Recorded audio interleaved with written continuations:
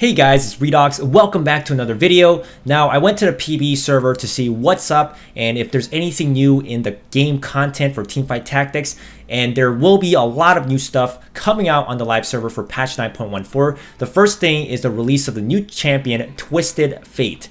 Twisted Fate's ability is pick a card. Twisted Fate throws a card that either stuns, deals damage around his target, or restores mana to himself and nearby allies. And the damage scales from 200 at 1 star, 300 at 2 stars, and when he's at 3 stars, he'll do up to 400 damage with his card. The mana cost for this skill is only 50, so it's a very cheap mana costing ability.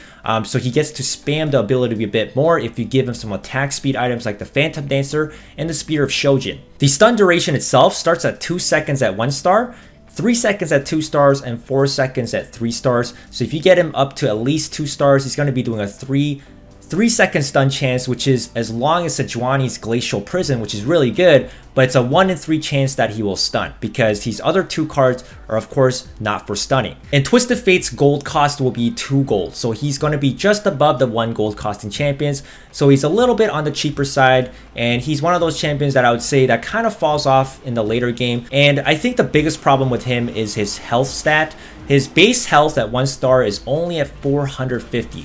And when he hits 2 stars, it's going to be 810. And at 3 stars, it's at 1620, which is about 200 health more than Fiora, which she only has about 1400.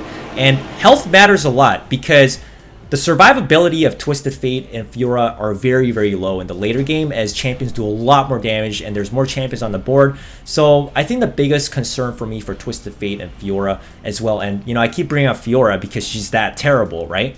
But I think the biggest problem with these 2 champions are their base health stat is just, I think, a little bit too low. It could be bumped up to a little bit higher, giving them a bit more survivability so they can do some more stuff. But aside from that, I think Twisted Fate's gold cost is pretty cheap, which is nice, and his ability is okay as well. An example build for Twisted Fate could be the Spear of Shojin, the Phantom Dancer, and the Rapid Fire Cannon. So with this build, he'll attack really fast, stack up his low cooldown mana skill up to 50 very quickly, so he gets to pick a card much more rapidly. The rank mode is also out as well now, finally, for the PBE server. So you can actually play ranked if you have a PBE server account, get a feel of it.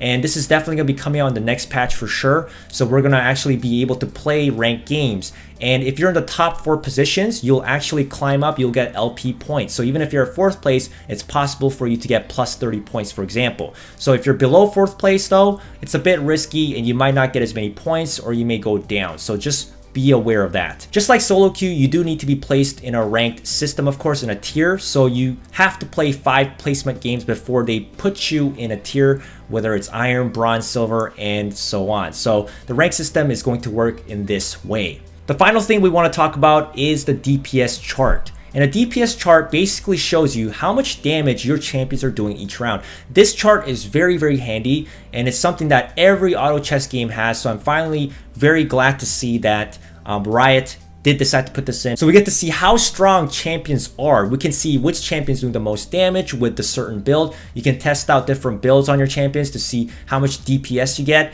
And with this, you will know which items to put on certain champions. You'll give your damage items to this champion that does the most damage and so on. So you'll know which comp, which item builds will work out better by seeing which champion does the most damage per round. One more thing actually I do want to add in is the item drop rate, and this is something that a lot of players have been complaining about, even myself. Sometimes we get no items, which really sucks, and the other guy gets 3 to 4 items, and that can really hit us on the butt. So Riot has decided to actually give a guaranteed at least 1 item per minion round. So in these neutral monster rounds, you'll see one monster having a question mark cube on top of their head, and this is the monster that will drop a random item. So once you kill that monster, you go and pick that item up, and you can get anything from a tier 2 item like the Infinity Edge to an item that builds into the tier 2 items like the Negatron Cloak. So there is some RNG in here, and maybe Riot should work on this a bit more, but now it's much better that we at least get 1 item per round.